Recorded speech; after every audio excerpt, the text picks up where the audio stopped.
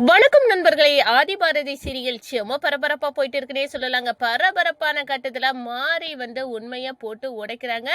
கரெக்டான நேரத்துல நம்ம ஆதி என்ட்ரி கொடுத்து அதுக்கான ஆதாரம் என்கிட்ட இருக்கு, பாரதி இந்த கொலையை பண்ணல அப்படின்னு சொல்ல நேரம் பவானி என்ன இது, இவன் யாரை கூட்டிட்டு வந்திருக்கான் அப்படின்னு பார்த்தா மாறி பயங்கர சாக்கு.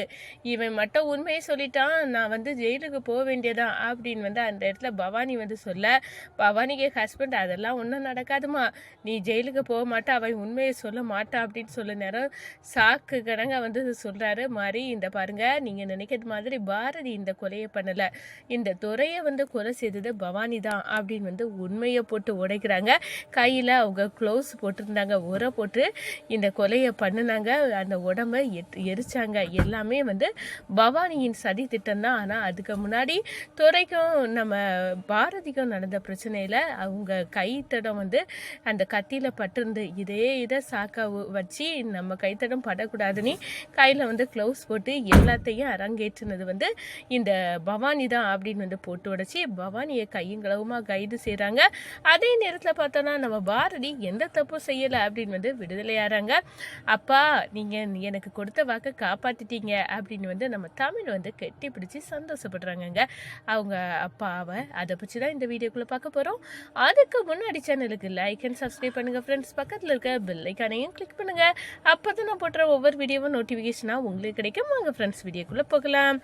ஃபர்ஸ்ட் எடுத்த உடனே பார்த்தோன்னா ஒரு செம அதிரடியான பரபரப்பு கட்டம்னா, பரபரப்பான கட்டத்தில் நம்ம பார்க்க இருக்க நேரம் தாங்க. எப்படியாவது எங்கள் அம்மாவை என் பிறந்த நாளைக்கு வந்துடணும் அப்படின்னு நம்ம தமிழோட ஆசை. இதை நம்ம கண்டிப்பாக உன்னோட ஆசையை நான் நிறைவேற்றுவேன் அப்படின்னு அந்த இடத்துல நம்ம ஆதி சத்தியம் பண்ணியிருப்பாங்க. இந்த சைடு பார்த்தோன்னா நம்ம தமிழுக்கு சின்ன சின்ன ஆசை ஒன்றுமே அவளுக்கு நிறைவேறலை. இதை கண்டிப்பாக நிறைவேற்றி கொடுக்கணும், அதுக்காக நம்ம கண்டுபிடிக்கணும் அப்படின்னு நம்ம ஆடி இருக்க நேரம் தான். கரெக்டாக அந்த மாந்தோப்பு எல்லா இடமும் ஒருத்தங்க ஃபாலோ பண்ணிகிட்டே போகிறாங்க. அதுதான் மாறி நம்ம பவானி ஆதியை கண்காணிக்க விட்டா அந்த நபரை பிடிச்சி தொலியை உரிச்சி உண்மையை கற்க வைக்கிறாங்க. ஒரு கட்டத்தில் பார்த்தோன்னா இதை பண்ணினது வேற யாரும் இல்லை, பவானி. எங்கள் சித்தியா இப்படி செய்தது எதுக்காக, அவங்க எங்கள் சித்தி இந்த துறையை கொலை பண்ணணும், அதே நேரத்தில் நம்ம பாரதி கைது ஆகணும் அப்படின்னு திட்டத்தோடு எங்கள் சித்தி இதை பண்ணியிருக்காங்கன்னா பாரதிக்கு பின்னாடி ஒரு சதி திட்டமே இருக்குது. அது பிறகு எப்படி இந்த கைரேகை எல்லாம் பதிச்சுது அப்படின்னு கேட்க நேரம் பவானியோட கைரேகை பதியாது. ஏன்னா அவங்க கையில் கை உரை போட்டு தான் இதெல்லாம் பண்ணாங்க. ஏற்கனவே துறைக்கும் பவானிக்கும் பாரதியை பழிவாங்கின மோட்டிவ் இருந்து அதுக்காக தான் துறையை நம்ம பாரதியை வர வச்சு இந்த கைரேகையெல்லாம் பதியும்படி பார்த்து கொடுத்தாரு. ஹெல்ப் பண்ண துறையையே இந்த பவானி போட்டு தள்ளிட்டா அப்படின்னு எல்லாம் சொல்ல நேரம் பயங்கர சாக்கா. நம்ம ஆதி எல்லாத்தையும் கேட்டுட்டு இருக்காங்க. ஓஹோ பவானி, நீ எனக்கு சித்தி, நான் நீ எவ்வளோ நல்ல ஆளுன்னு நினச்சேன், ஆனால் உன்னோட குட்டு இப்படி இருக்கா அப்படின்னு அந்த இடத்துல புரிஞ்சுக்கிறாங்க. நம்மளுக்கு இதை டைம் தாமதிக்கக்கூடிய நேரம் இல்லை. கண்டிப்பாக நம்ம வக்கீல், நம்மளுக்காக வாதாடக்கூடிய வக்கீல் மதுமிதா சொல்லியிருக்காங்க, சீக்கிரமே நம்ம கோர்ட்டுக்கு இந்த மாரியை கொண்டு போய் நிப்பாட்டணும் அப்படின்னு மாரியை கூட்டிக்கிட்டு கடகடன்னு கோர்ட்டுக்கு போகிறாங்க நம்ம ஆதி. அங்கே தான் பயங்கர ஷாக்கு. எல்லா விஷயமும் கைரேகை எல்லாமே நம்ம பவானிக்கு பாரதிக்கு ஆதாரமாட்டு திரட்டி எல்லாமே பதிவாகிருக்கு. இந்த கொலையை பண்ணல பாரதி தான் இந்த துறையை கொலை செய்தது அப்படின்னு வக்கீல் சொல்லி தீர்ப்பு கொடுக்க நேரத்தில் தான் மாரியை கொண்டு விட்டு அதில் ஒரு பெரிய அதிர்ச்சியை உண்டு பண்ணுறாங்க நம்ம ஆதி. இந்த கொலையை பண்ணது என்னோட பாரதி இல்லை, அதை கொலை பண்ணது யார் அப்படின்னு இவர் சொல்லுவார் அப்படின்னு சொல்லுவாங்க. நம்ம யாருடா இது அப்படின்னு திரும்பி பார்க்குறாங்க பவானி. மாரியை பார்த்த உடனே பயங்கர சாக்கு. என்னங்க, இவர் உண்மையை போட்டு உடைச்சிட்டா நான் ஜெயிலில் களி திங்க வேண்டியதான் அப்படின்னு சொல்லுறோம். ஐயோ பவானி, நீ அந்த அளவுக்கு யோசிக்காதம்மா, இவன் நம்மளுக்கு சாதகமான ஆளு தான், கண்டிப்பா இவன் உண்மையை சொல்ல மாட்டான் அப்படின்னு வந்து ஸ்ட்ராங்கா இருந்தவங்களுக்கு கோட்டையை தகர்த்து எறிகிறாங்க. ஆமாங்க, நம்ம மாறி போன உடனே வந்து இந்த துறையை வந்து கொலை பண்ணது வந்து நம்ம பாரதி இல்லை, அப்போ யார் சொல்லுங்க அப்படின்னு சொல்ல நேரம் இது பவானி தான் கொலை பண்ணாங்க. என்ன பவானியா அப்படின்னு வந்து சொல்ல நேரம் பவானி அப்படியே வந்து தலைக்கு பைத்தியம் பிடிச்சிருக்கானுங்க, உருன்னு இருக்காங்க. நம்ம சுதாகரம் மித்ராமா அடடா நம்மளை வந்து கோர்த்து விட்டுற போகிறான் அப்படின்னு வந்து அந்த இடத்துல அப்படியே கண்ணு தெரியாத மாதிரி கண்ணை மூடிக்கிட்டு இருக்காங்க பாருங்க. அது வேற லெவல். அதுக்கு அடுத்ததாக பார்த்தோன்னா அப்போனா இதில் எப்படி பாரதியோட கைரேகை அதுக்கு முன்னாடி கொலை நடக்கிறதுக்கு முன்னாடி பாரதி அந்த இடத்துக்கு வந்தாங்கல்ல, அதுல எல்லாம் வந்து அவங்க கைரேகை இந்த கத்தியெல்லாம் எடுத்தாங்க. ஆனால் அவங்க வந்து கொலை பண்ணலை.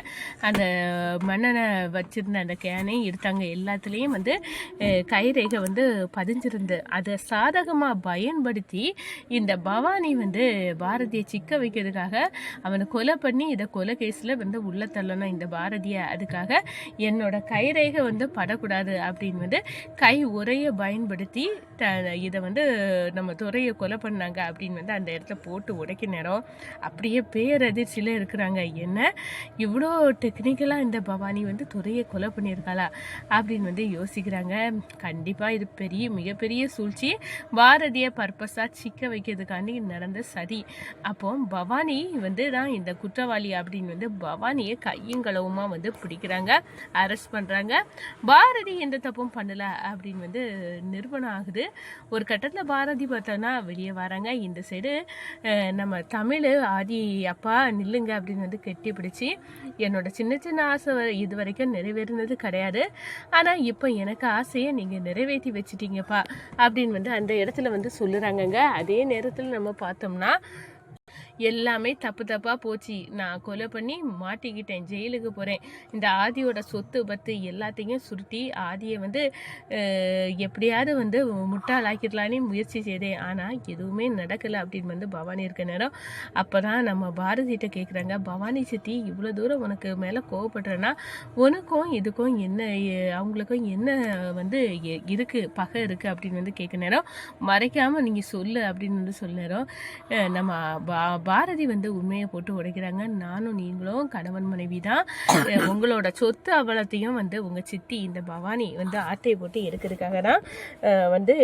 இவ்வளோ தூரம் வந்து நிற்காங்க. அதுக்கு இடைஞ்சலாக நான் வந்து அவங்களுக்கு வந்து உங்கள் வீட்டை தான் அன்னைக்கு ஏலத்தில் விட்டாங்க, அதை தடுத்து நிப்பாட்டினேன், அது எல்லாம் செய்த பகை தான் அவங்களுக்கு இப்படி வந்து நிற்குது அப்படின்னு வந்து அந்த இடத்துல சொல்ல நேரம் எனக்காக வந்து நீ இவ்வளோ தூரம் போராடி இருக்க, ஆனால் உன்னோட வாயிலிருந்து இந்த வார்த்தை ஏன் வரலை, என்னோட புருஷன் தான் நீங்கள் அப்படின்னு வந்து ஏன் சொல்லலை பாரதி அப்படின்னு வந்து அந்த இடத்துல சொல்லிக்கிட்டு நம்ம ஆதி வந்து பாரதியை கெட்டி பிடிக்கிறாங்கங்க. மித்ராவுக்கும் சுதாகருக்கும் பயங்கர ஷாக்கு. உண்மையெல்லாம் வந்து பாரதி வந்து போட்டு உடைச்சிட்டா ஆதியும் பாரதியும் வந்து கணவன் மனைவி அப்படின்னு உள்ள ரகசியம் ஆதிக்கு வந்து தெரிஞ்சுட்டு இப்போ என்ன பண்ண, இப்போ நம்ம ரெண்டு பேரும் வந்து போட்ட திட்டம் எல்லாம் தவிடுபடி ஆயிடுச்சு, பவானியும் வந்து ஜெயிலில் கம்பி என்ன போயிட்டா, இப்போ இந்த பாரதியை எதிர்க்கணும்னா நம்ம ரெண்டு பேரும் தானே அப்படின்னு வந்து அந்த இடத்துல சுதாகர் சொல்லுறா. ஆமாம், இனி நம்ம கவனமாக தான் இருக்கணும் அப்படின்னு வந்து நிச்சயமாக நம்ம மேலேயும் ஆதிக்கு சந்தேகம் வந்திருக்கோம் அப்படின்னு வந்து அந்த இடத்துல வந்து படபடக்கிறாங்கங்க சுதாகர்.